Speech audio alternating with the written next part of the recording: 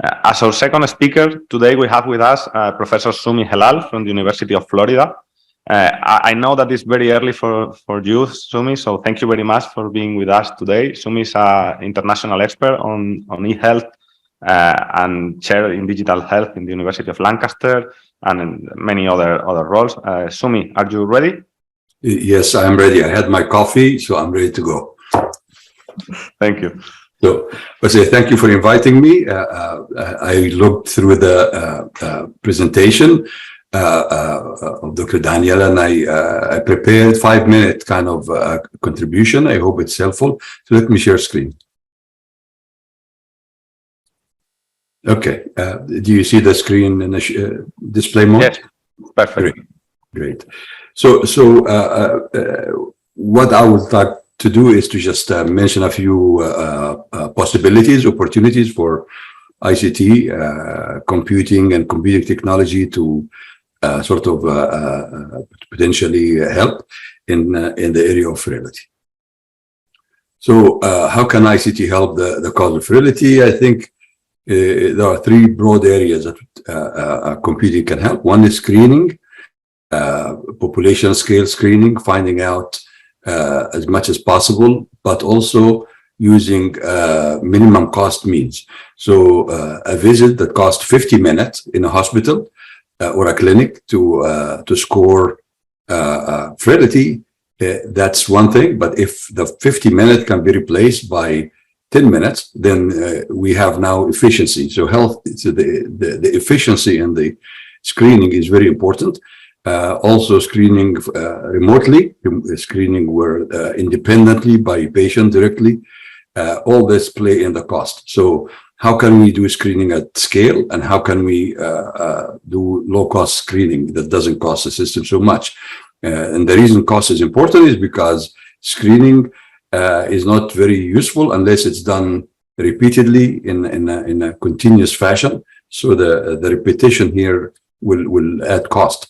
The second contribution potentially is predicting frailty prognosis, and that is what Daniel emphasized in his slide. So here, utilizing electronic health record, and when we look at EHR, we find EHR with some frailty measures built in that are part of the record, and we can find electronic health record without. So how can we play in an even field here where we're able to still predict prognosis in both cases? Finally, interventional coping with frailty, or reablement, as some people call it.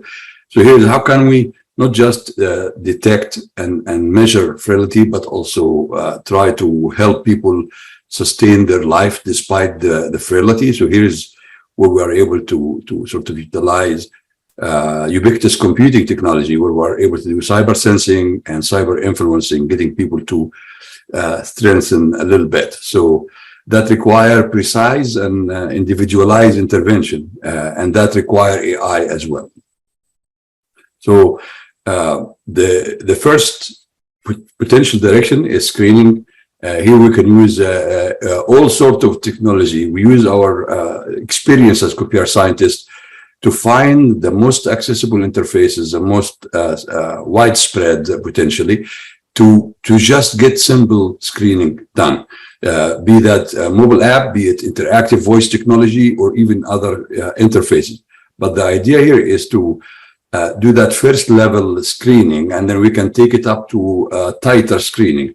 But being able to screen a whole population, communities, large communities, that is the first step. So as computer scientists, we understand HCI, human-computer interaction. We understand that you cannot just write an app and people use it. User engagement is an important element. So how can we engage people, including frail people? And when we say frail, we don't know. It could be emotional frailty, cognitive frailty, physical frailty. So we can use our best practices and our experience as computer scientists to try to help the cause of frailty by writing, by developing interfaces that can really get us some first level screening. So that is very important.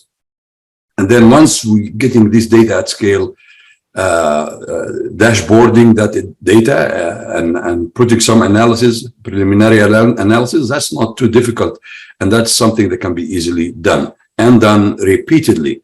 So that is one thing that we can do in screening.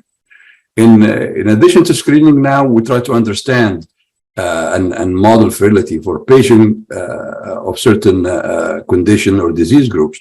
So how can we do that from EHR containing frailty measures? So that's here where AI, direct application of AI, can be looking at about 21 frailty measures that can be found in EHR today. And the analysis for these frailty measure was done by Hyun Kim in his paper here. So of course, EHR in different areas, different countries, slightly different. It's EHR, not HER. My automatic correction, unfortunately, kicks all the time.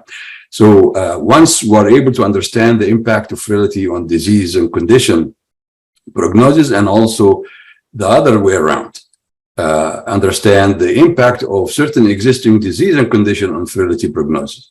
So in the example of heart failure that that Daniel provided, we can look at two specific models here for disease, for progression.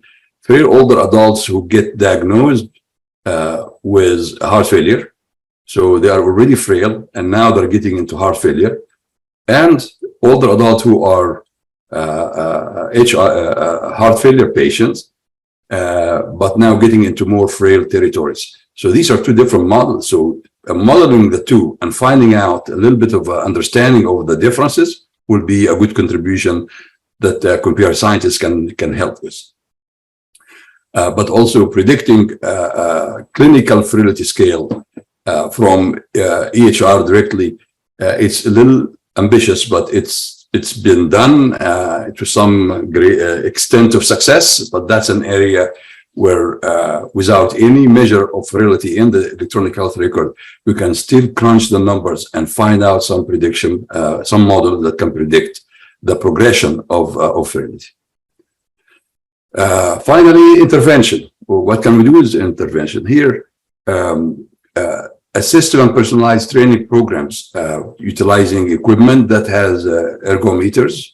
So ergometry here actually help us to find out, to measure frailty in a specific way, usually a physical frailty, and devise AI algorithm actually that can sort of bring the person to improve their situation, to overcome a little bit of their frailty. So this may be not suitable for the masses, but at least in institutionalized, in assisted living facility, for example, and it may require some human assistance. But in Chun Lim, whom we met in Korea in the last Gerontotecnología conference, she is doing a great job. She's a member of the Medical Devices Center in Korea. And I saw her work. She has AI algorithm to actually do exactly this, to personalize the intervention. So she has simple equipment of exercises, and she's able to take these kind of features or inputs, and she's able to actually collect data. She created the model. Now she applied the model to the benefit of people. There's more we can do to re-enable or re-able people with frailty. I don't want to use the word rehabilitate because it's the wrong word, but these are things that we can do here. What you see is basically a system. So there's sense, cyber influence. So that's a whole system. Computer scientists understand systems, and they can use algorithms to sort of help in this cause. I will stop here because I was asked to have only 5-minute presentation. Thank you very much, Professor Helal.